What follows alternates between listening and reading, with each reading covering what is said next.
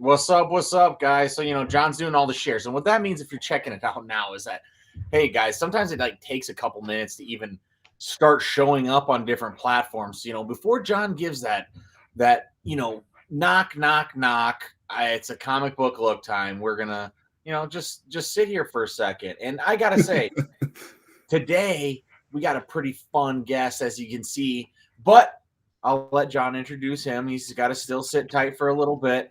I do want to talk about, it is October, one of me and John's favorite months. It's Halloween.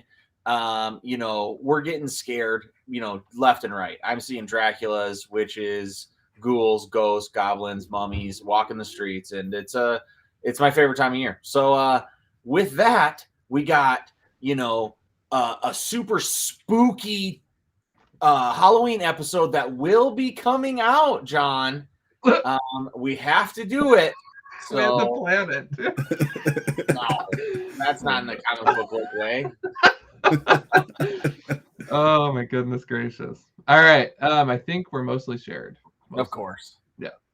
All right. Well, with that, we'll go ahead and set sail, you guys. So, without further ado, the best opener and drum roll I can muster on this poor glass desk of mine. It's going to break at some point. Hey everybody, it's a comic book look. It's your boy John on Demand, aka the comic book Hugh Hef. I am joined, of course, by co-CEO. There can only be one, Midwest Highlander, Tom Devine. And of course, you guys, we have a very special guest this evening. That SuperCon connection, 605 Royalty is in the building. Matt is in the building, but Matt, aka KaptinKup. What's up, guys? How you doing tonight?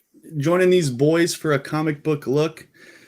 Kicking it comic style tonight. A little different for me, but I appreciate it. Yeah. Thanks for letting me come on. And thank you for being here.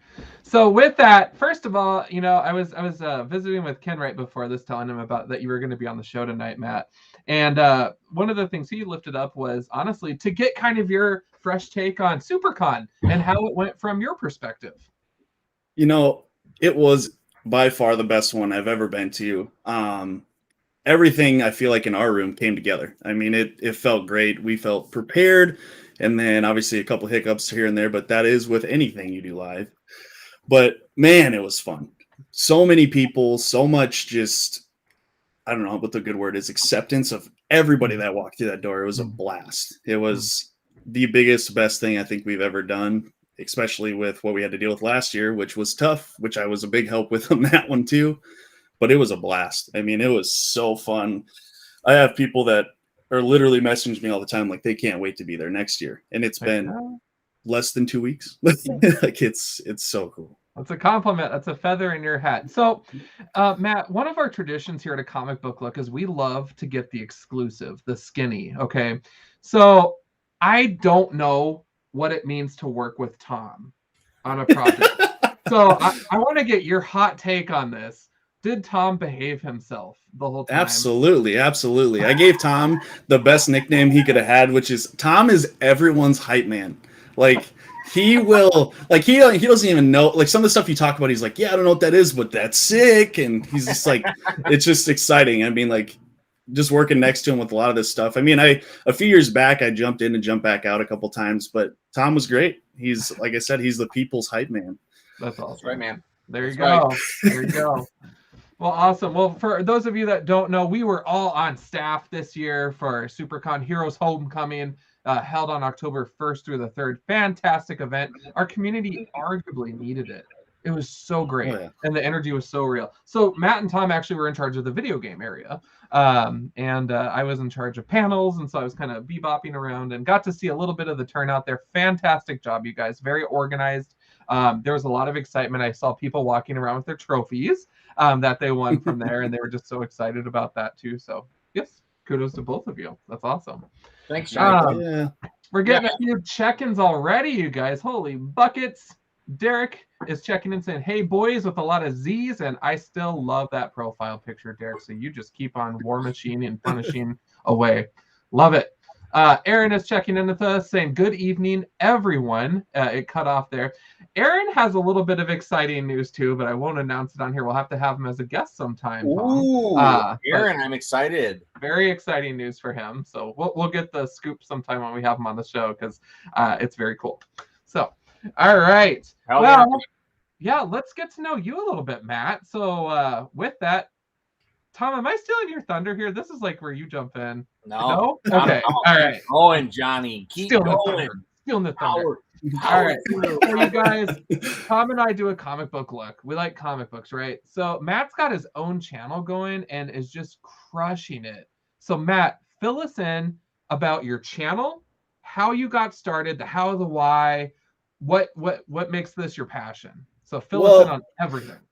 Kind of the start of the stream stuff was I jumped into streaming kind of like everybody did. Realistically, it was, you're bored, you can't go outside, you can't go to the store, you can't go buy Pokemon cards, you can't buy a game at the store, you can't wait outside at midnight for a game to come out. It just wasn't happening. And I had been kind of dabbling in Twitch on the Xbox. The Xbox Twitch app will actually allow you to stream your games right from there with whatever you're doing. I'd had built PCs before, just never to the level I'm at now. But it was kind of super random. Like 4 of us at work just like cannonballed into buying PC parts, and we were going to start streaming games. We're going to start doing this. And I hit it really, really, really hard for the first couple months. And to be honest, it kind of gets you beat down. The crazy part is the platforms that you can stream on are really tough to figure out, because there's algorithms. You need to know your audience, where your audience is watching from. You need to know what games they're watching. And realistically, I tried on Facebook for a long time, but I wouldn't say I play the most popular games in the world. Some of them are really popular, but on Facebook, you gotta ride the wave. You gotta ride the Fortnites. You gotta ride the Call of Duties, and that's just not me. If you've ever watched my streams, I'm playing Destiny, I'm playing Pokemon, I'm playing Zelda, I'm playing a new world right now. But I decided to make a huge cannonball into Twitch almost a month before SuperCon.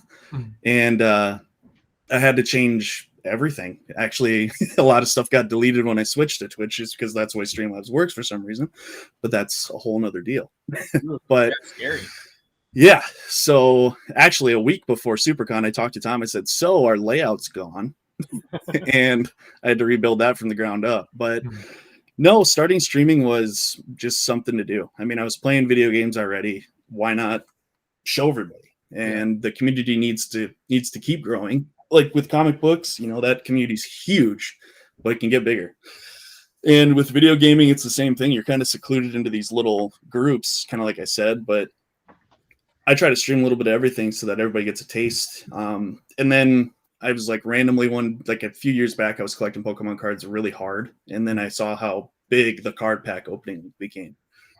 So I jumped into that too. We've been ripping card packs, and that's some of my biggest following. I mean, if you were at SuperCon when I opened card packs in front of people, not only was I doing that, but giving a crap ton of stuff away. But I had a crowd around my desk. It was just like, and then, tons of people like, I watch this. I want to watch this stuff. I want to do it local. So I was like, well, I've got a name and you can jump in. But yeah, it was just a kind of a need for something to do, I guess. Yeah. At that point, it was just an output for what I do already. And kind of like I've told people before, #HarryWizards, you know what I mean? That's my gaming clan. And they flew up here for SuperCon because of what we do. I mean, these guys were across the country. One of them was 16 and his parents said, yeah, here's my kid. But it was just it's a cool experience. And to push the content out there, as you guys know, it's just something, regardless, you got 100 people watching or 5 or 1, it's super fun.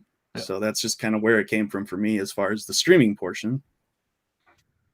So it's amazing, man. Dude, I love to hear that, man. That's so cool. And stick to the guns, man. It's like play what you want to play. Don't bend to these fools. That's my same thing that I do in comics. I mean, when I stick to the ones that I like, and I let the foolish people buy Marvel nonstop. I'm sorry, but my lights are still on despite the volumes of shade coming through the camera. I'm just gonna put that out there. Nah, I'm just kidding. So, Matt, when did you start playing video games? Or are you a gamer since a boy in Pokemon Yeah. since a boy, or are you a new gamer? What's the deal? So with video games, it's kind of funny. We were talking a little bit before this about like where did it start? And I really sat down and tried to, hey, Xavier Cal, that's a hairy wizard. He's saying hi in the chat. Just figured I'd shout him out. Let's get that up there. Hold up. There we be. But I just wanted to, I really sat and thought, and I'm like, man, where did it start? And I really, really think back, and I can remember being in the back of a Suburban with some family from Colorado, and my cousin's playing Pokemon Blue, and I'm just staring at it, and I'm like, man, what is that? You know what I mean? It was just something so different than because I mean, we'd had the Super Nintendo and all that stuff, the classics. Everybody played Mario. I don't care who you were. But that's the biggest. I wanted to play it so bad. I'll never ever forget it. And I watched him, and like literally for days. And then I guess that memory is super strong. I remember literally his mom yelled at him. If you know what the Hamburger Inn used to be. Oh yeah. We were going there, and his mom's like, "Turn that damn game off." You know what I mean? And that's such a vivid gaming memory, and that's where Pokemon came from. It was so different. You know what I mean? It wasn't the guy running left to right. It was this dude is beating the crap out of their animals with his animals, and that's sweet. Exactly. But that's so cool, dude. I love to hear that from Game Boy making the jump, and that's just where it's at. It's like you're in a Suburban, you're driving. Your parents are like always like, look out the window. It's like it sucks to look out the window. A Game Boy is the savior. And yeah, man. So I know exactly how big a person's eyes can get after, One and I have another memory that is super vivid. So kind of the Pokemon started there for me, right? Yeah. And my other really big hit for me was Zelda. I mean, all the way from the top to the bottom. Well, I remember leaving elementary school with my cousins. I had a cousin, his name's Luke, and he literally played Ocarina of Time like till it got like so hot he had to shut off the N64. And like I remember he had this save file that was at Ganon, so the final boss. And I never had played the game, but I watched him beat Ganon so many times that I tried it once. And then for the rest of like the year, I beat the crap out of Ganon, beat the game, turned it off, turned it back on, and over and over and over again. And then I remember that was like the introduction to Zelda, and then I got my own N64 and played it from front to back. And I remember being like, how did he do all this? And, he was like a god. And I'm like, he did all of this and, finally get through it. And then you remember the first, like, yeah, I did it. But the boss fight wasn't as sweet because I already had done it like 8 times. So like my brother's watching us play and I'm like, crap. We get to the end and then the boss fight's like, done. And he's like, what the hell? How'd you do that? Well, I have a lot of experience on that last guy. Yeah, I'm really good at the final guy. But yeah, that's the 2 really big memories that pop into my head when you talk about like where did it start, and that's 20 something years ago. You know what I mean? So hell yeah, man. It's those little moments that make us who we are now. It's crazy. So looking at your gaming experience and your streaming experience, really, I know Tom and I have had a lot of really cool moments and then some things that we've learned from along the way, be it the solutions that we use to do our show, the hours of editing that we used to do on our old stuff, green screen, all the craziness. What has been your biggest highlight for you as a streamer, and what has been your biggest challenge? So highlight would have happened recently. I actually came into like our final SuperCon kind of meeting to Tom, and he'll remember me telling him this, but I was like, dude, last night I hit affiliate. I hit all of the stuff for affiliate. I had a stream that the community I'm part of in Discord pushed my content really hard, and it was like 250 some odd people that watched in one night. Like they were just in and out, and it was sick. Like it was so crazy because these people are like showing so much love, likes, sending, talking to me. And it was a really cool feeling. And it's kind of what kind of really picked me back up, to being like, wow, this could be really fun. It's what I want to do.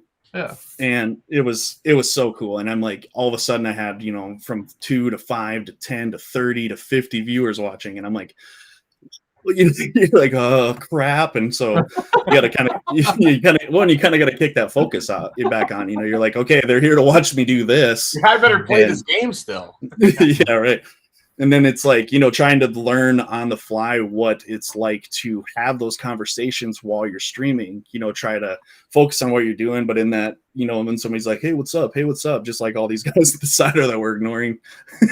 But no, that was a really, really cool night. I mean, like I'm like running through the house at like midnight when I finished streaming. I'm like, I did it, like just freaking out.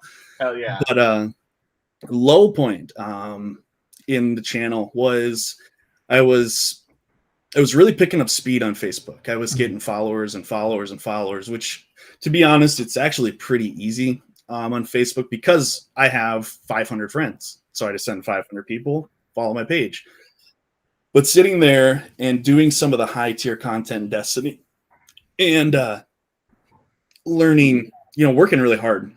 And it sounds like a joke, but I have these 70 people that look to me for answers in this clan, and we're working really hard and we're putting out really good content, but getting 1 to 2 viewers, and then one of them being my mom, which I love her to death, but she's like, good job, honey, you know what I mean? And it's just it gets to you. And that's kind of where that shift to shifting to Twitch really made sense to me, because kind of has, you can ask Tom, that's where people are watching.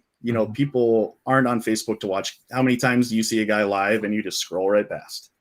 Even if you like what he's watching, you're trying to figure out who bought ice cream for their kid 2 hours ago instead of watching someone play video games. So it started to get to me. I'm like, man, nobody's watching this content. And the real thing is I spent a lot of money to get to do what I want to do and the way I want to do it. And again, I always been telling people, it's not about the money. I like the reactions. I like people getting excited.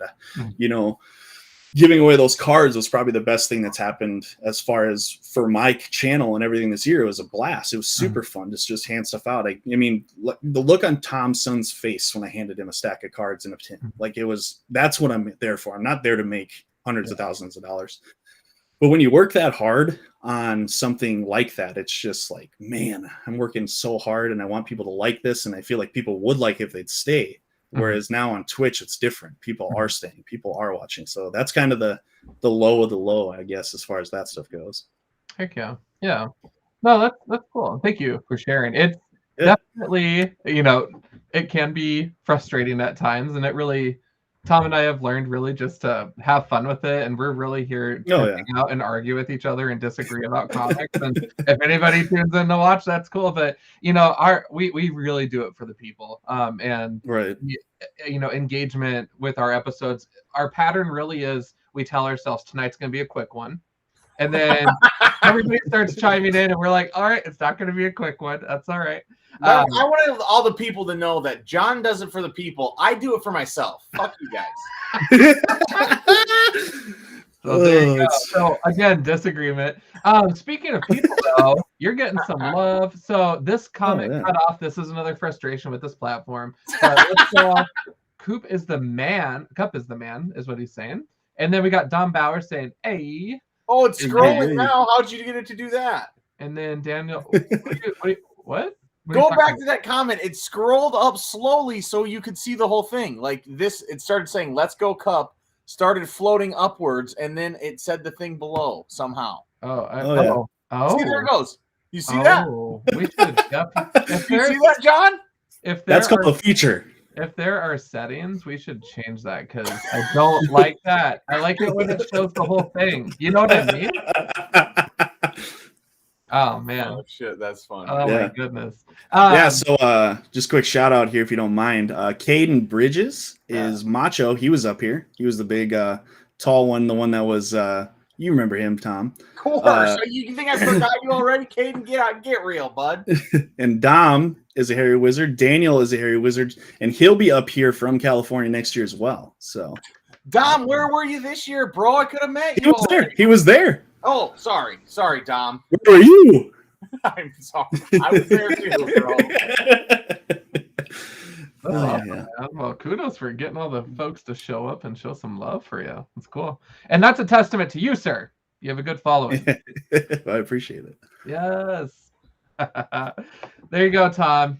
He was Excellent. there. Good, He was man. there. We settled it, guys. We settled it. Well, Very excellent, good. John. Let's get into what books we're going to read. We picked up this week. Hey, guys, we've been talking video games, okay? Screw video games for a little bit. It's back to it's comic book time, people. We're going to talk about what comics we got this week, but Matt's going to still be able to chime in here. He's going to just let us know what's happening in the video game world in his realm. So he'll take his turn like me and Johnny Boy. And John, I think I got about 6 comics today. Okay. So just a little FYI, give you a little heads up. And why don't you start us off though, Johnny Boy? Cool. All right. Well, you guys know that I love the big, mean, and green. And so the Immortal Hulk issue 50, I think this is coming to a close. Went with the trippy cosmic cover. You know how I feel about Marvel Outer Space. And I'm actually going to pair that with the offshoot series Gamma-Fly. Holy glare. Gamma-Fly issue number 5, also linking to this story. I'll be curious to see how that one goes. It's kind of fun, but it's just been so weird, and that's why I love it. I'm here for it. So. Totally, that whole cover's dope though, for sure. Yeah, and it's the prestige format too, a huge spine on it. Ooh. So there's probably a lot of content going on in there. Nice. You know, I love that prestige format. Ooh. I got Strange Adventures number 12, you guys. This is finally wrapping up. 12 comics in Tom King's long adventure. Strange.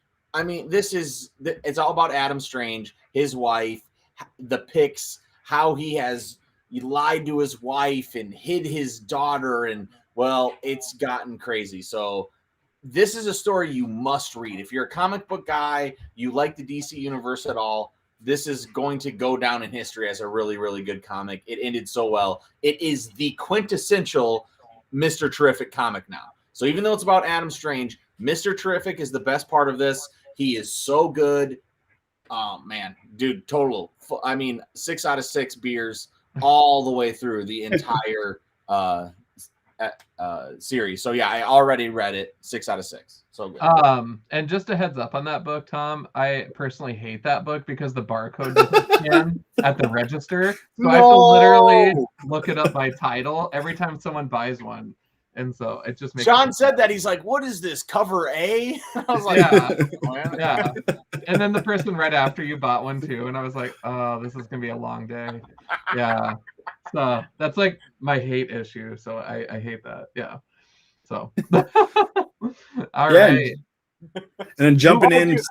Mark, I just want to say real quick, Mark Howard pulled up Tom King is awful, not for me. Dude, I love that. You know, I'm clearly disagree with you. I just said this is the quintessential book, but I love it, bro. Yeah, man. Come at it, dude. Come at it. Scroll on the comment. Oh my gosh. That's his Batman Catwoman stuff is garbage. So, you know, I agree with you on that. And his Batman run will suck too. But Mark Howard, I got to tell you, man, Vision was really good and Sheriff Babylon really good. This really good. So I don't know. Anyway, Matt, what do you got, buddy? Yo, so kicking it October spooky style, there is a game right now that has come out, I think, yesterday, from the makers of Left 4 Dead, if you've ever heard of that. Oh, yeah, of course, man. Called Back 4 Blood. It is kind of a newer age take on that formula. Zombies everywhere, fight to the next safe room, and do tasks along the way. And it's super rad because it gives you the kind of more serious take on it. A lot of if you watched any of the Left 4 Dead stuff or played it, they're kind of goofy. You know, the characters like talk smack to each other and they're kind of like, you know, just kind of goofing around while they're doing it. Well, Back 4 Blood is like a serious take on it. Like they're like trying to fight for their lives more so than the other guys are like, look out for that dude over there. And it gives you the customization that like you kind of crave in those games where like you can upgrade your weapons, you can upgrade your character. And they kind of include a really cool deck feature where you have cards that every round you get through, you can add a card to the active pool. And all 4 players add to that pool. So like if you can add cards that just help yourself, you can add cards that help the team. And you can also use the money you find that's copper in the game to upgrade your team, your weapons, your items. It's actually a really cool take, and it's like it's probably a perfect time to release it so people can get into it before Halloween starts. So cool zombie shooter, first person, beautiful game. The beta was not good, and they obviously took a lot from that and fixed a lot of stuff. So it was, you were lucky to get in a game in the beta. But Back for Blood, made by the people from Left 4 Dead 1 and 2. I mean, they're solid at making zombie games. It's awesome. Definitely. I mean, Left 4 Dead. I mean, yeah, that's a name brand. That's the name brand zombie game for just endless amounts of zombies coming at you. You know, it's sick, dude. I might even check that out. Yeah. All right. Well, I don't know how in the heck I can follow that. I'm looking at my titles here, and I don't have anything quite grotesque. But we're going to hop into something kind of vintage awesome that we can all appreciate, which is some amazing Power Rangers issue number 12. Oh, man. Series is bomb. Dude, real. Dude, that white Green Ranger combo is so sick. Yeah. So sick. Lord Draken. Yeah. No, seriously, guys, from the get-go, so there was a previous run of Power Rangers before this that taps into these characters too. It has been great. It takes what we watched as kids and inflates it to this bigger universe, bigger ideas, more crazy scenarios, and I love it. I absolutely love it. So this is one of 2 series running in tandem with each other right now. But I have stuck with both. The artwork's been sick, the story's been sick, and so I can't recommend it enough. I got to chime in on that. I told Tom this at the con, but the original Tommy is having the suit and the throne made from the wires out there on Twitter. Yeah, he's got a picture of like the cast of the helmet on his Twitter, and I'm like, hell yeah! And then today, on his profile, he posted he has the original Power Rangers belt buckle, when they transform, and he used it on his TikTok or whatever, and it still works. I mean, you can tell it's old and beat to crap, but he goes, "This is the one. This is the one I used." So yeah, awesome. I'm glad you put that up there because I followed that dude. He is awesome. Yeah. So, also, speaking of awesome, we totally missed a comment from earlier here. Sleepy Reader is one of our viewers from the West Coast. So he says, "Evening Dakota Comics people," which it'll eventually tell us with this scroll. Oh boy, Tom, I'm going to learn. We're going to fix that next week. But we learned it scrolled in general. Yeah. So that's a good thing to learn. But anyways, that's my book. Nice. All right, I'm up. I'm going to start this is going to be the start of the Jeff Lemire train. There are literally 3. Jeff Lemire came out with 3 books. Maybe more. I picked up 3 new books that Jeff Lemire wrote, and he drew one of them. So I know I was saying earlier this year in 2021, saying, dude, what is Jeff Lemire doing? He's really being a little bitch right now, not putting anything out. He's and now he's doing 3 books. Maybe the best creator in comics. He's been prolific over the last 4 years. Doesn't come out with anything for like the whole year. Now, that his artist just must have been behind. He's been writing his ass off and drawing. I was wrong. I'm eating my words. I'm going to start going through 3 books that he has out right now. So we got issue number 4, Black Hammer Reborn. Okay, so this is the Black Hammer universe. It's now the second rendition of Black Hammer, and we are getting weird here. I was confused after this issue, and I think it's setting up a bunch of nuggets that I'm going to find out later. I'm in for the long haul, so I'm going to be reading this no matter what. But definitely, I was a little bit lost here. But hey, Jeff, don't worry, buddy. I'm here for you. I'm going to stick with you all the way through, and I'm definitely sorry for talking so much shit about you the first half of this year. That's on me. I mean, he's obviously watching, Tom, so it's very wise to apologize and account for it. Thank you. Yeah. Let's settle that hatchet. We'll bury that hatchet right now. All right, so I'm going to keep going on the spooky train. There's a game this Friday. Look at me. No.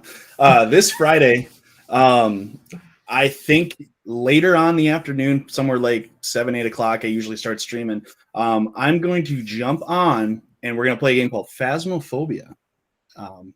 Twitch, Captain_Kup. But you're a ghost hunter in it. It's a first person, and I'm a huge bitch, so I'm going to jump like a pussy. But You basically go into these houses. There's a few different house setups, and you have to go and find these ghosts, communicate with them, figure out what they are, and leave without dying. So there's a couple aspects to it. You have the ways to figure out what they are. You have like 20 different items to use, like, temperature or thermometers, EMP stuff, all that crazy gas. And then also like cameras, you could take pictures and the pictures will pull, you'll take a picture. And if you have one in frame, you'll see it. But you go in with... That's really cool. Yeah. So you're like a detective. Almost. Yeah. So you show up in this big truck, and you basically gear up for what you're going to bring in, you and up to 3 other people, and you go in and you can watch the temperature change. Your character you can start seeing your character's breath in some situations. Like they'll kill the power in the rooms. They'll flash the lights, throw stuff. And you can't see them unless they want you to. And usually if they're hunting, you'll be able to see them, and it's terrifying, but it's super cool because there's like 10 different ghosts they can be. Anywhere from, different style of Japanese lore ghosts to the Americana ghosts we know. And you have to use different items to figure out what they are. And at the end of the run, you have to guess what the ghost is, or, hope by the evidence you've collected. But if you anger them on accident, and usually that's so it picks up your microphone and listens to what you're saying. So if you're panicking, the ghost knows you're panicking. If you say the ghost's name, they get upset. But usually that'll give more activity. So you'll say their name and they'll be like, listen, don't say my name again. But, you do all that stuff. But if you anger them enough, you'll actually, in the truck, you have all your like equipment readouts, and you can watch the threat level rise. And if you're at a 10 threat level, this ghost is actively hunting you, and you can see it. And this ghost will come up and like grab your face from behind and like suck you into the basement, and then you die and become a ghost. And it's crazy because all of your stuff you had on you is still in the house with that angry ghost. And some of that stuff is required to complete missions. So your people have to go back in and get your stuff. So it's a wild game called Phasmophobia. It's on Steam. And we'll be going live on that, I think, Friday. I'm hoping to have a group to go into that. You're going to give me the jumps. I'll be like, awesome. It is. I'll be over here with my popcorn throwing. Yeah, that's a crazy one. It's not new, but they keep updating it. It started as like a really low budget game, so you're like damn near stick people with like ghosts that are just a sheet, and now it's like to the point where it's like that's terrifying. It's really cool. Sick. Heavens. Well, segue here. Tom brought up Jeff Lemire. So we had a couple of comments about that. We do have one of our viewers, Comic Correct, is checking in with this evening. Oh, what up? What up? Aaron, see, look at this, Tom. The whole comment. Jeff Lemire's Swamp Thing book coming out soon with Doug Mankey doing the art. Doug Mankey, John Runnion's best friend. Exactly, we're besties. We're good. We shared a bag of beef jerky together, talking about life. Really looking forward to that one. It's true. SuperCon brings out the best in us.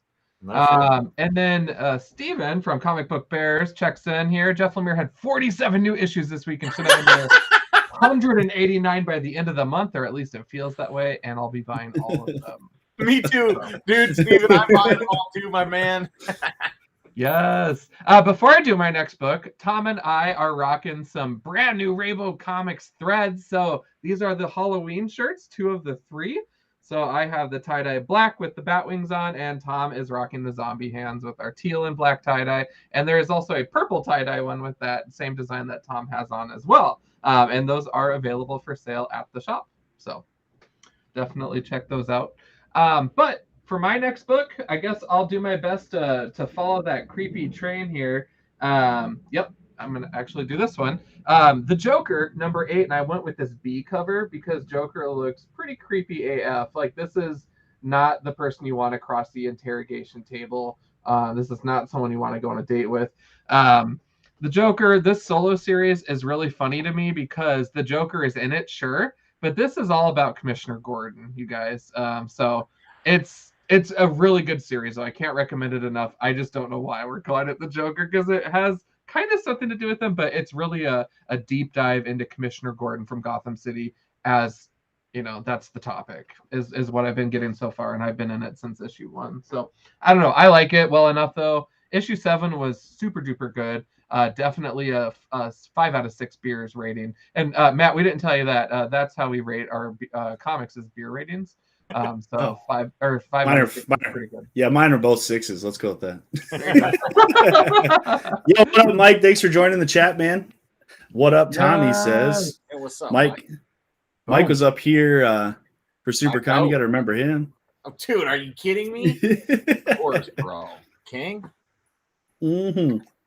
And Tom, are you up next, Tom? Or Matt? Oh, yes, I am. Sorry. Okay. I'll keep that Jeff Lemire train flowing. So next we'll go with, actually, I'm going to go with May's book. This one, he is number 2. I haven't read this one yet. I did read the last one. This is May's book number 2. He's drawing this one as well. So, you get the Jeff Lemire cartooning. He's, has his very clear style. That is definitely not everyone's cup of tea, but I love it. I'm an old sweet tooth guy, so I definitely am a big fan. And hey, I'm super stoked. So next on the Jeff Lemire wagon, May's book number 2. The first one was really good, and it left me at a spot that made me want to keep reading. So yeah, can't wait to crack into it. Woo. Also, side note, Matt, before you jump in, I am totally trying to share this to our SuperCon staff page. Yeah, might as well. But I'm going to jump into my claim to fame at this point. Destiny 2, obviously, I have thousands of hours into at this point. Just started its Halloween event, and that is Festival of the Lost. And really cool idea they did. Every year they do a themed gear set. For those who don't know, Destiny 2 is a space magic first-person shooter that is kind of very MMO-esque. There's a lot of player versus environment, player versus player stuff going on, but there is tasks and bounties and things like that to achieve in the game.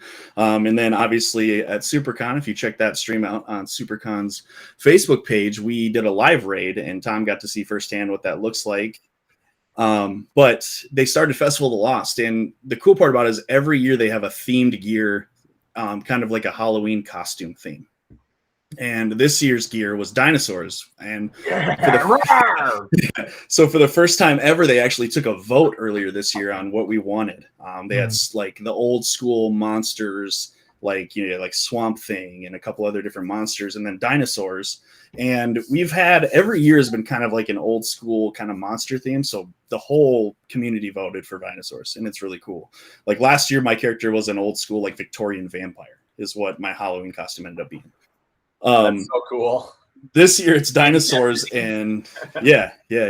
And this year it was dinosaur themed. So like our Titans, the big, tanks, the Hulks, if you will, they're they're T-Rexes, the Hunters, which are a little more, on the side, they're hiding, they do their invisibility stuff. They're Velociraptors, and the boots actually have the toe on the boot. It's really, really cool what they did. And then the Warlocks, which are kind of like your mage class, they're Triceratops. So you have the big helmet with the cover and then the horns. It's a really cool idea. And one of the cool things is the task, if you will, the event is you have to put on Halloween masks and play these new events that they come up with.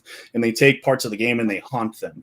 And they put up spiders on the wall, and they put headless horseman stuff all over and all this cool stuff. And you have to wear a Halloween mask in to get the payouts. So like my character right now, they have like all different main characters in the game. Like my character has a pumpkin head on it that has green eyes, and other people, like one guy's a chicken, and there's all sorts of stuff.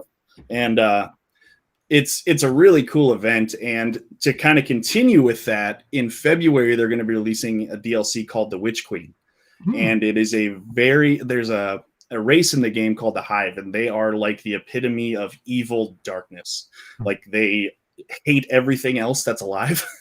And John would love these guys. John would John's already they're dark, they live in the dark, they glow green, it's all the spooky that you can, the classic spooky green colored glowy stuff, But that's going to be coming out as a huge update to the game. So we'll be doing a lot of that coming up, but we're really grinding out that Halloween theme stuff right now. And it's super cool. I love the ideas behind this. This game's been going for, I think we're at year 7. Correct me if I'm wrong, guys that are watching, but it's 7 years since Destiny 1 came out, and it's been this long flowing arc that's still going. Like, it's so insane. Cool.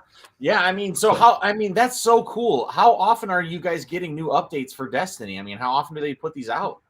So usually the way it runs, like, obviously the COVID stuff, I can't stress enough. In video gaming, COVID has really punched people in the gut.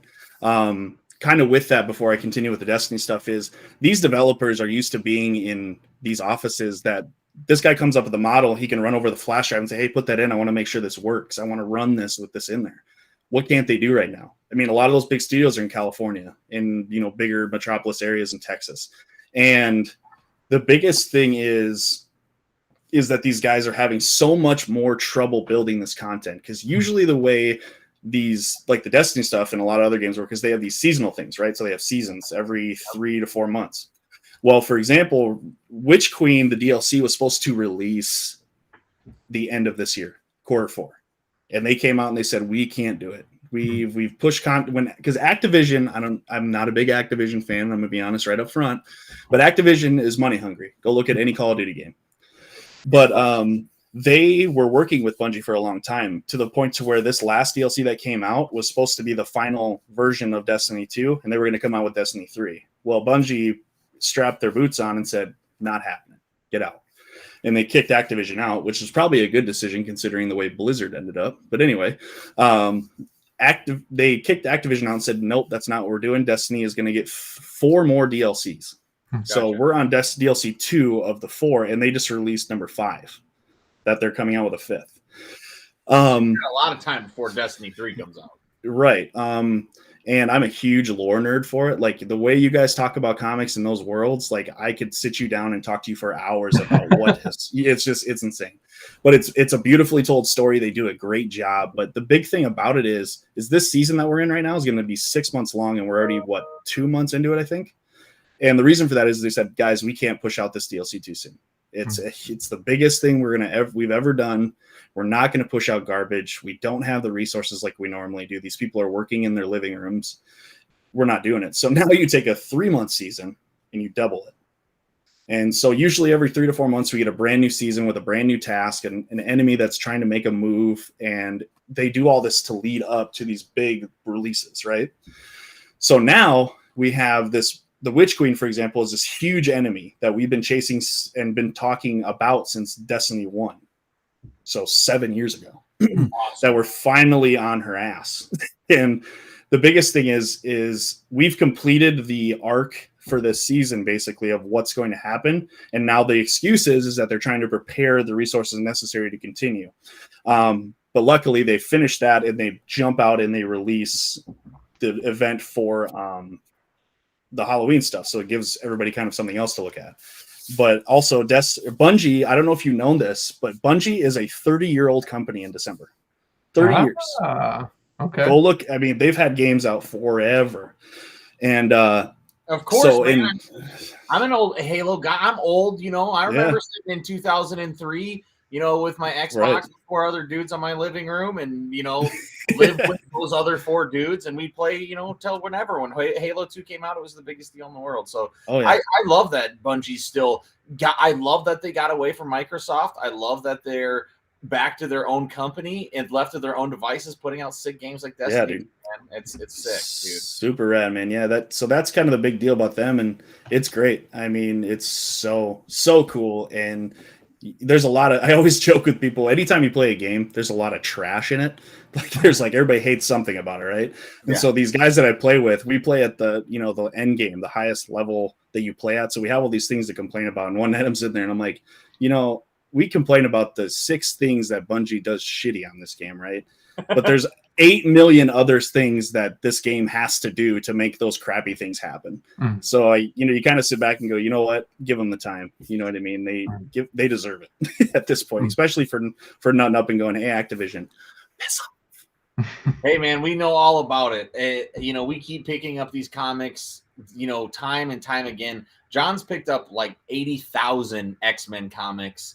And he's not going to stop anytime soon. The good, the bad, the ugly. The train. I caught him buying those X-Men comics last week. I was sitting there, I'm like, I watched you. I came up right behind him. And he's just flipping through, and he's like, you need this one, this one, this one, this one, this one. True. It was great. Well, he's got an X-Men collection that's envious of every other X-Men fan in the world. You know, that's what we're at. That's how you make it happen. That's how we do it. That's how we do it. Grab life by the balls. Well, I am excited. I can finally follow something kind of creepy here. And you mentioned, I think, like Headless Horseman, possibly. Oh yeah. And so this cover of X-Men #4 features Cyclops as the Headless Horseman. Nice. So that's freaking amazing. It's a gorgeous cover. How does he be Cyclops without the headless? Is just I truly feel this is a Halloween gimmick cover, and it's the A cover. This is the normal cover, but it is. Yeah. So I have no idea what's going on there with that. I don't think it pertains to the book at all. But really excited to check it out. But yeah, X-Men #4. Sick, man. Yeah. All right. End of the Jeff Lemire train, the unbeatable or unbelievable Unteens. This is an X-Men book. It's all about the White Wraith saga, but it's really just a play on the Dark Phoenix saga. And so it's really kind of fun. I mean, it's about a teen book of teens. There's a bunch of drama. Who has crushes on who wants to hook up with who's going to end the world, whose power is going to take over their brain and kill all their friends. It's the best. And so, yeah, man, I already read it. 6 out of 6, Jeff Lemire. End of the Jeff Lemire train for this week, but he's crushing it, man. Yeah, so what do you got? Big hitter this coming up next month. Pokemon Diamond and Pearl is getting a remake done on the Switch, so it's pretty awesome. A lot of really cool. It's probably the game that had the best music, realistically, and I'm a fan of really good music. I mean, if you get into any game, like look at Zelda's, look at any of the other Pokemon games, everybody knows the Pokemon theme song, everybody knows the battle theme, everybody knows Ocarina of Time songs. So it's really exciting. That generation, I believe, is Generation 5. There's so many now, but it's a really cool area. They've got a lot of really cool landscapes, and definitely a really diverse. Is it going to be a re-release, or are they remaking the game? Like it's a ground up remake. So Let's Go is a kind of a weird situation. That game was designed to take people from Pokemon Go and bring them to the traditional Pokemon games. So that was a very like come over to the dark side, play the real game, you know. Gotcha. But these two new remakes are I also think it's a palate cleanser, so people can get another game in, but it's a kind of bit-to-bit remake to scale of the other game. So it's going to be slightly bigger, but it's going to be, you're going to feel like you're in that old game and you're going to know where stuff's at. You're going to be able to walk 10 tiles up and 2 tiles to the left, if you will. And that's where this is going to be. And so it's a really exciting release. There's a lot of mixed reviews. People are like, why are we getting another release? And on my next turn, I'll explain why we're getting that. But just a really cool idea. There's called a Brilliant Diamond and Shining Pearl. So they're just like an updated name. And there's a lot to do. So basically the two main legendaries in this are space and time.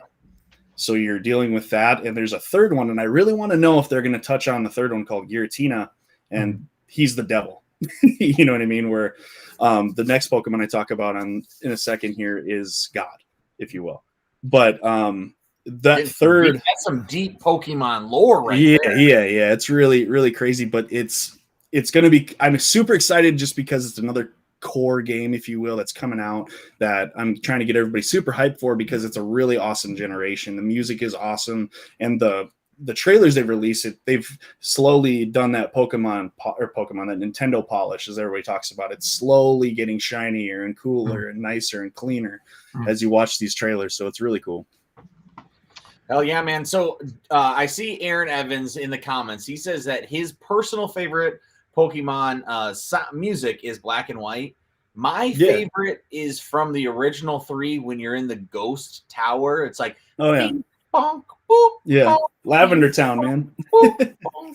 I love it so much, dude. John, I want you to make a rap song with that as so bad. It would be so sick. That's fantastic. Yeah, you know what, though? I am curious, Matt, because you are very well versed, and you too, Tom. Unless that is truly your gold medalist. What is your absolute favorite game for music? Favorite game for music, man, that is tough. Um, you know, man, that is a tough one. I'm a really, really, really big fan of. I got to split it down the middle. I mean, if you're talking nostalgia and really feeling that, like, when you're in some of the music, it's all about how you feel about it, right? Like I look at it as like, what music makes you want to go beat that boss, or what music makes you want to push on, right? And I think my favorite music for that is probably Ocarina of Time's entire soundtrack. Like my daughter's named after a character from that game, and I literally the first month after she was born played Saria's song. It's just it's such an iconic soundtrack. You feel so much into that music, and it's a huge part of it. I mean, you got to play music to get places. You know what I mean?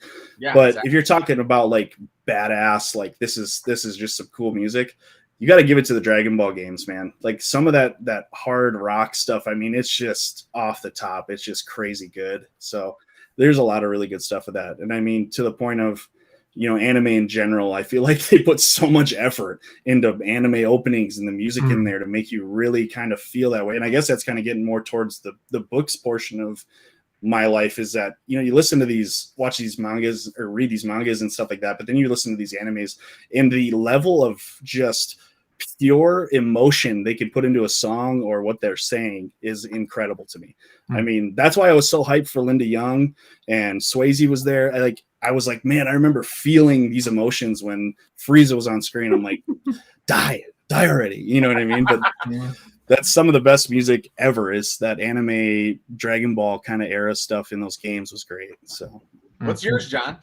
So, I've been thinking about this a lot. This is going to be a very silly but modern answer. Overall, I am really, really loving Final Fantasy 14 Online, to the point that I'm doing this weight loss thing right now, and I lost my first 10, and so my reward was to buy the OST. So I bought it on iTunes, and it's like, 20 trillion tracks long. And so I just let that thing run while I'm cleaning or wrapping presents or whatever the case is, And for me, that's like my downtime music. I love it because in my car, I'm listening to like hip hop with profanity or death metal or whatever I can get my hands on. So this is my like relaxing music.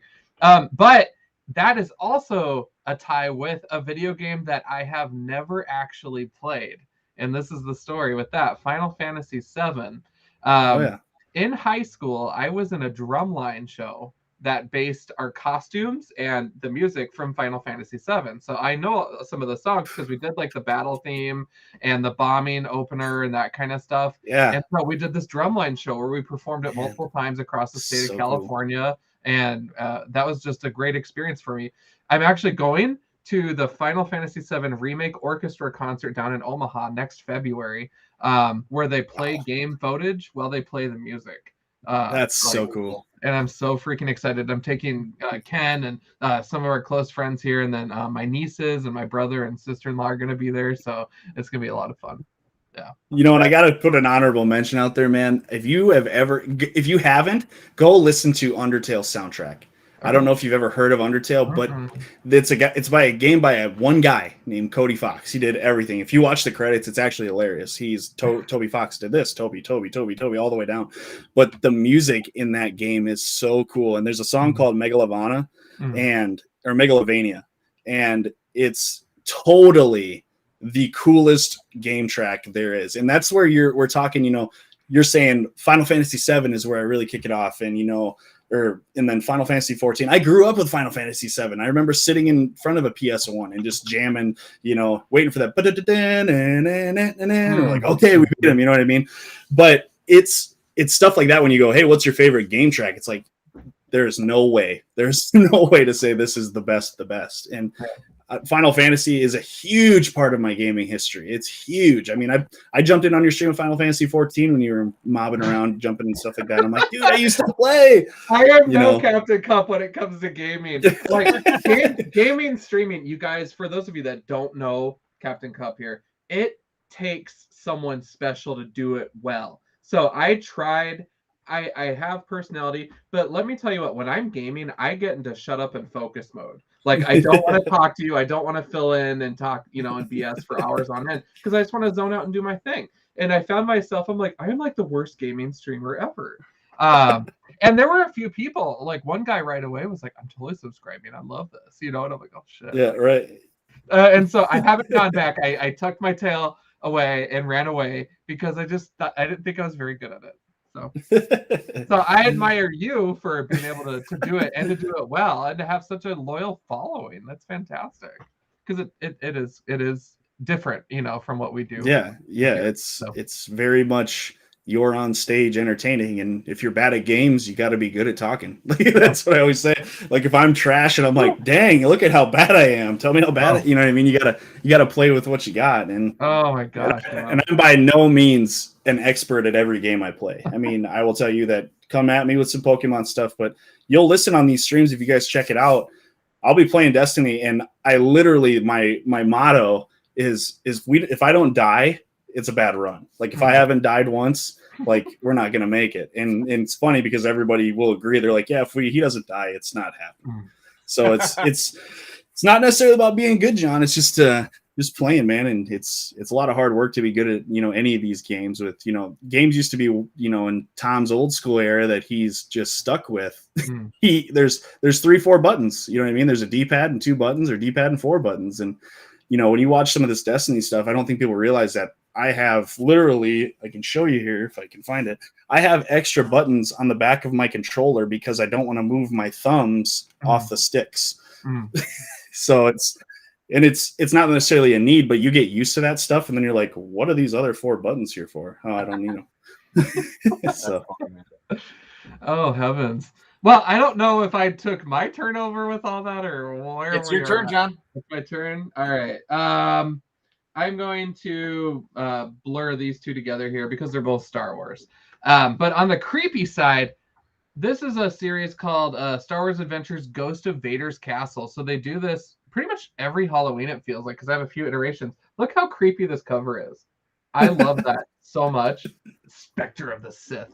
It's so creepy, but these are fun short stories. The last one was about Chewbacca getting like 80 feet tall and grabbing a ship out of the sky, and he's all evil and mad and stuff. And the one before that was about zombie droids. And so it really takes the Star Wars universe and everything you know about it and says, well, we're going to turn that upside down and just have fun with it. So Tales from Vader's Castle, highly recommend it, as well as someone call Anakin because we got some younglings to kill. And then also from the Star Wars U, but someone maybe a little bit newer for some of our viewers, Dr. Aphra has been just a fantastic character to get to know. She cares only about herself. She's the most selfish person ever. And she's just hilarious to follow. So I'm excited to check both of those out. Oh yeah. Yeah, I mean, Star Wars, keep riding that train, baby, just like X-Men. it doesn't matter if it's good or bad. John's gonna buy it. Oh my god. I'm just kidding. I've seen. Hey man, we put Darth Vader through the Lazarus pit, I've seen you go hard on Star Wars comics. Yeah. Next one up, 6 sidekicks of Trigger Keaton. This was a silly book where they're on a back lot on a film set and they're having like a giant brawl with the Union stuntman crew. I don't know. If you're into this, if you made it this far, you're going to keep on going. If you're thinking, hey, should I check this out? I'd be like, no, not really. It's really funny because I read issue 3 of that recently and it was not good. Yeah, exactly. Yeah. Oh, that's great. You're not wrong. Oh my god. So another big heavy hitter that's coming is I don't know the exact way they want the title said, but it's Pokemon Legends, and it's Arceus. And Arceus is god of Pokemon. He's the creator, right? That's the kind of idea behind that Pokemon. And a lot of people kind of go back and forth between who was first, because Mew is the first Pokemon, but Arceus is God, right? So they took this really, really fresh look, kind of like you were saying with Star Wars, and kind of flipped Pokemon on its head, where they took a lot of inspiration from Breath of the Wild, Zelda Breath of the Wild. If you've seen any gameplay on that, it's very open and pretty and large and vast. You know, it's crazy. Well, they took this game, and so to kind of tie it in with the other Pokemon games I was talking about, Diamond and Pearl are in Sinnoh. Well, Pokemon Legends is in Sinnoh, but in like the feudal Japan era. So it's way back in time before any of these metropolises are built and stuff. And you're a Pokemon researcher, and you're going out to find, do research on Pokemon. And they're releasing some new ancient versions of some Pokemon out there. Like there's if you know, everybody knows who Scyther is, the green little fly guy with the big swords on his hands. There's a Pokemon that we're all speculating is an evolved form of Scyther called Cleavor. And its hands are axes, and they're rock. Like they're just huge axes, right? And they're called noble Pokemon. So they're kind of taking that as like the gym look, as you're going to go find these noble Pokemon as your quest, if you will. But they're taking a lot of inspiration from Breath of the Wild. You're going to be able to ride some of these Pokemon. There's some of them where like you're on this big fish called Basket Legion, and he jumps the fish in the air, and it slows down so you can aim your Pokeball and throw it, like in Breath of the Wild, where you jump off your horse and you can aim your bow and it slows time down. So it's a really, really vast game that's going to put a lot of lore into Pokemon, which is cool, because the coolest part for me is I know nothing. Like I have no idea what it's going to be. But they're going to let you customize your character, so they have all that customization like Breath of the Wild had. It's very, very much that style, that art style. And the cool part is they're using a lot of like old Japanese lore for a lot of these Pokemon. So your starters are going to be Oshawott, which is the samurai water type. Then you have Cyndaquil, which is a Gen 2 starter, which he was the fire kind of dog. But and then there's Decudai, which is the final evolved form of the starter. I can't remember the baby form, but it's like an old feudal Japanese archer when he evolves. So and like Cyndaquil, for example, evolves into Blaziken. Wow. But anyway, evolves, and they have like legitimate Japanese deities that they're using these Pokemon for. It's actually really cool. The trailers, again, keep getting that Nintendo polish every time you see it, baby. They're going, hey, we got a level that we're expecting, you know, because Nintendo, if you watch through the years, no game have you ever seen that Nintendo's come out with that has needed 17 updates when it's come out. It's been just fine every time. But it's a really cool take on Pokemon. It's going to turn everything on its head, and they're doing a really good job. Too? Yep, that'll be out in, I believe, February. Cool. But onslaught of Pokemon games. Yeah, and that's what I said. Like, I think this game coming out on the 19th of November is kind of like a palate cleanser. They're like, okay, give us a little bit more time, and we'll give you the big deal. So that's very cool. That's one of the big ones, man. Excellent. Gosh, awesome. This is my last book, boys. For me. So I got X-Force issue 24, Colossus from the X-Men, and he's got blood on his hands. So that's interesting because usually he likes drawing art and being very chill. So this will be an interesting take on the character, I'm sure. Ultimately, the series has been dark and gritty and everything I could ask for in an X title, and obviously it's superior. So X-Force, that's what they do. That's right. Rob Liefeld invented it. All right. Mamo, this is issue number 4. I don't know if I read the last one. But it's like this girl is a witch, and she lives in this village, and she is like the last witch, and her grandmother was this witch before, and I don't know, it's kind of this cool, cute lore, very like YA young adult type of book. But yeah, I'm enjoying it. And the art is really, really well. And Steven did have a comment about how he likes 6 sidekicks. And hey, man, Steven, I'm with you. The art is next level. The cartooning is so much fun. But like even in this last one that came out today, it basically doesn't really tell you a lot of story, and it just is like a big fight scene and then a cliffhanger at the end. So I don't know. I mean, like I said, I'm still on board. I'm buying the next one because the art's good, but not that great. But Mamo, I haven't really heard a lot of people talking about it, but yeah, it's definitely a very beautiful book. Nice. Mamo. And I think the next one we're going to talk about is there's a new game that came out recently by Amazon, which is kind of a new one, Amazon Studios, and it's called New World. Kind of the premise of it is you're some guy, like you are in every MMO, that gets selected to go to this new island that there's a corruption that is kind of taken over. And it's very, very World of Warcraft-esque. It's a traditional MMO. You go in, you quest, you gear up, you dungeon run, and you just try to get to that end game. And it's kind of fun because I wasn't around for like right away in World of Warcraft. I played a lot of it, but I kind of came in 2 or 3 DLCs in. And to get into a game when it's bare bones and know that these games evolve as they go is kind of interesting. And it's kind of cool because they spent a lot of time, as Amazon would, researching culture, all come kind of from all over. And these different areas have very, very different cultures throughout the areas you go through. So like you kind of start on the shore, and you could probably guess it's really pirate themed. Everything's see this, see that. But being an idiot as a low level, I took a quest that I shouldn't have and had to run to all these places I can't live. And so I'm just sprinting all over, and I run into this kind of feudal Japan style area. I run to this very European, Victorian looking stuff. But it's a really cool MMO. It's really popular, and it's actually pretty cheap. I mean, a $40 game nowadays is really unheard of. But I've got a bunch of people playing with us, and the community is really, really cool.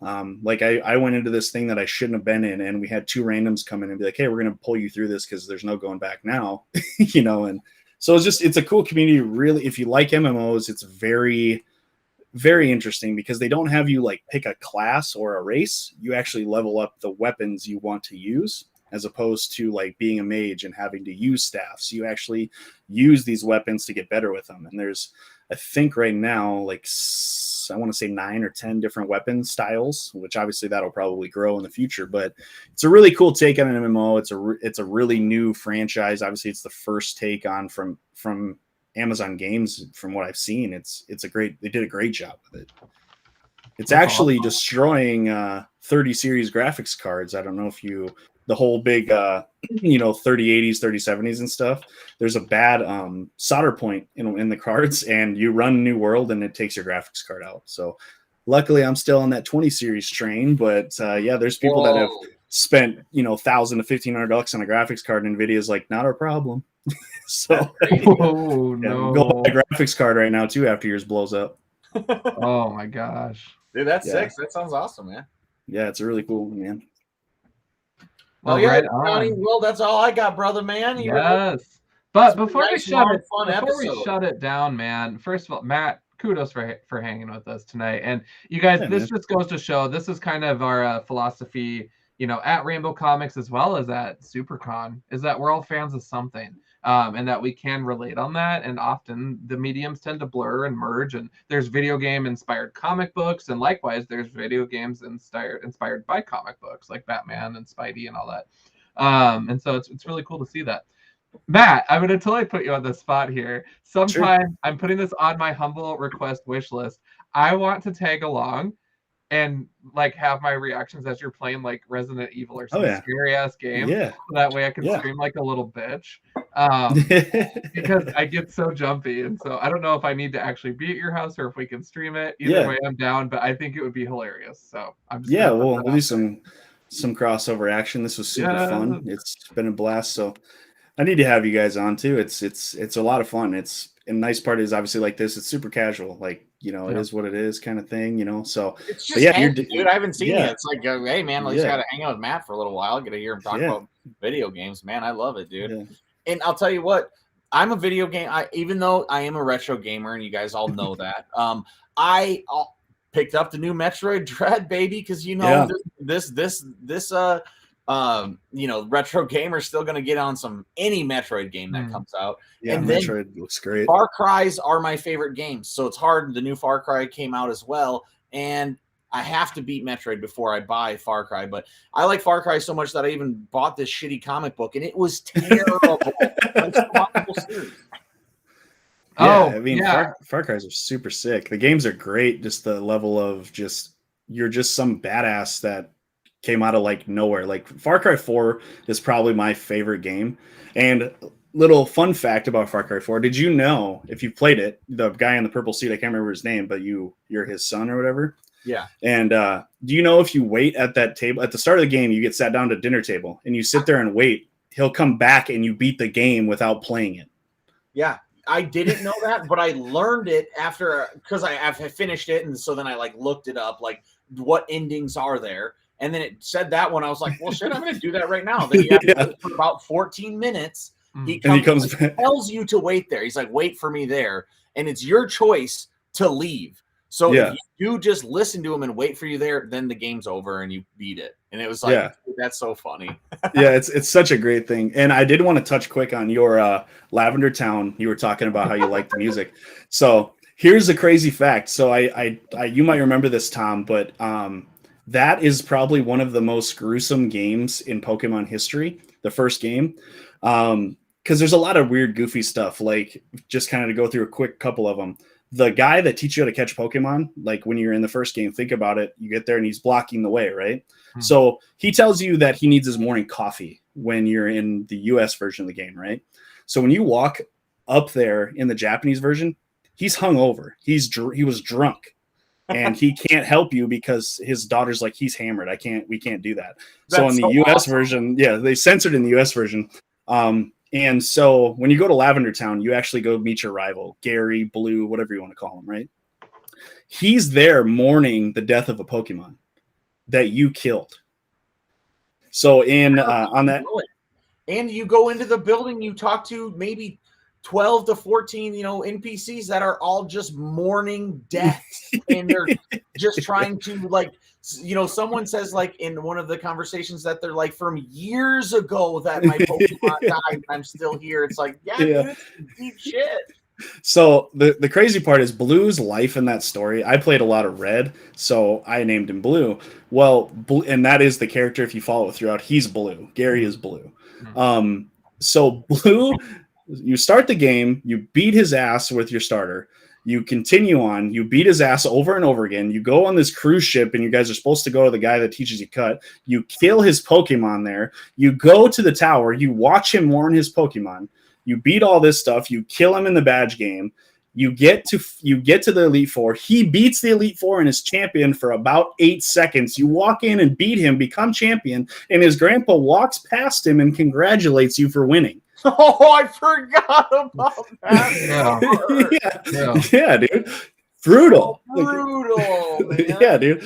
Yeah. It went hard in the 90s, man. Yeah. They don't make them like that anymore. No, he's like, piss off, Gary. You just won, but this guy's better, so you need to go home. Like, it is rough for that dude. That is brutal, man. I had to share too, Matt. You'll be proud of this.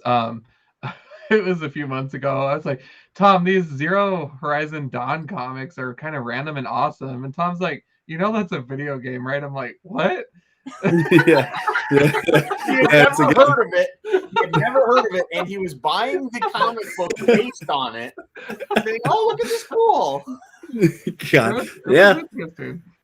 So that was a big hitter on the PlayStation for sure. That's crazy. Yeah, that's my resume for you. I think I failed the interview. But before we shut it down, where can people find you? You can catch me on, I have multiple platforms. I'm on TikTok, KaptinKup. Check me out there. You can get it on Instagram, KaptinKup. On Instagram, Captain_Cup. I spell it Kaptin because I don't use the correct.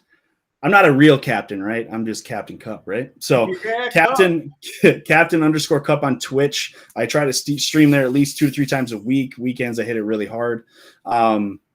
Check me out there. All that stuff I'm sharing all the time. Also, I want to shout out Harry Wizards. You can check us out on Facebook. We have a group that is my full-fledged Destiny, all-in clan. And we all branch out. We play a lot of different stuff, but you want to see some of the higher level Destiny stuff and us goof around and be idiots and argue and cuss at each other and me yell at kids that are half my age. You could jump on there and jump in and, check us out. We're always about conversation. And if you are playing Destiny out there, if you are looking for a group of people that are like-minded, let me know. Get a hold of me. I'll answer your messages. It's a community, right? So I have a huge Discord. I shouldn't say huge, but we have a Discord page too. If you guys are into Destiny, you're into other games, let me know and I'll invite you over. You can have that conversation. And one last thing I just want to shout out. I got a message from a kid up in Baltic today. on Twitch. And this kid saw me at SuperCon, saw us at SuperCon, had such a good time, and was so excited that their senior project is going to be learning about video game streaming. They want to stream video games. So they want to mentor under me. They want me to teach them. They want to jump in and learn how this works. And I just want to say, for anybody that's really interested and really wants to try it, get a hold of me. I messaged this person back. I got to check here in a little bit if they got a hold of me, but I'm willing to help. I mean, it is a high learning curve to do that. You can ask John on that one. It is not a point and click and you're in. It's a very, very different thing. You got to get stuff to look like mine is, to get stuff to look like all these other streamers. It's not terribly hard, but you have to know the buttons to click, and that just is what it is. But just that community stuff. If you guys are out there, just like these two guys here, if you just don't have anybody to talk to about these games or something that you're super excited about, come and talk to me. I mean, I'm here. That's the way to build a community. It's video games is the output for some people. So come check us out. It'd be really cool. Heck yeah. Oh yeah, man. And shout out to all the, hairy gaming or the hairy wizards that I know, Riley and Tiffany and King and, Macho. I, miss you guys already. It was so much fun hanging with you all. So yeah, man. So thanks, Matt. Yeah. For allowing me to make new friends with your friends. So heck yeah, man. Very cool. Well, boom. Well, thank you so much for an awesome evening of throwing comics and video games in the blender and celebrating them as we should. We're gonna go ahead and wrap it up here, you guys, because we got a world to save, and it's a school night for me. I don't know about you boys, but we are Comic Book Look, proudly sponsored by Rainbow Comics, Cards and Collectibles. If you're in the Sioux Falls area, stop by and say howdy to me at 42nd, Minnesota. I'm just kidding. I'm 1 of 5. But come and see us. We are amazing. Also in Lincoln, Nebraska, we have a team to help you out with your comic book needs. I am John on Demand. We got Tom Stu Divine, and collectively we are a Comic Book Look. Be sure to check out Matt, you guys. Awesome resource online for all things video game and really just everything. So he can definitely hold his own with all of the nerd topics that you can dish at him. He'll know something about it. Also, really quick before we roll out, though, I believe that you procured a special piece of Pokemon cardism. So I got to shout out John. I picked one pack and he picked the box. And we're talking about the 25th anniversary Pokemon Celebrations box here, and they are hard to come by, and they're 50 card sets, so you have a pretty low chance, if you will. By the way, this is all full art secret rares and ultra rares. That's, you want to talk about comic collections, I got binders sent. So binder 2 anyway. So of these sets, they're celebrating 25 years of Pokemon, 25 years of Pokemon cards, collecting, all of that stuff, and it's a huge community, right? Well, these cards that are in this 25th anniversary set are hits from other packs. So you got, the original Charizard, the original Blastoise, Venusaur. You have different levels of rarities, all these big mega money cards that people were kind of going after. Now, the last card that I pulled from the stuff John got me was this beautiful gold secret rare shiny Mew. And this is the rarest card in the set. Oh, this no is way, dude. It is the only secret rare in the set. And I also got to shout out one more because this is from the same set. This is the second rarest card right now. And you pulled those in the same pack? Pulled them both in the same box. Okay, That's Johnson. Box. I was going to say, that would be insane. And then I got one, and I've also got a couple more that I just want to show you quick because this will bring back some memories. Yeah, buddy. They did a full art of the original. Oh. And if you remember, there was always the jokey flying and surfing Pikachus and stuff like that. And they did remakes of the surfing Pikachu. Nice. And a full remake of the flying Pikachu that I'm going to grab out here. Oh yeah, with the balloons, which is super cool. And then I am going to shout out SuperCon once because, as Tom knows, I freaked out because we had some crazy luck. So there's a set called Darkness Ablaze and a set called Vivid Voltage where you can pick out these. Let me see if I can get it to lock on. This Fat Boy Charizard. She is, wow. Dude. Well, that was so huge. That is the number 1 card in that set. And also back to back, we pulled what everybody calls Chubby Chew. Chubby big fat- Chew. Very nice. So just a couple cool ones.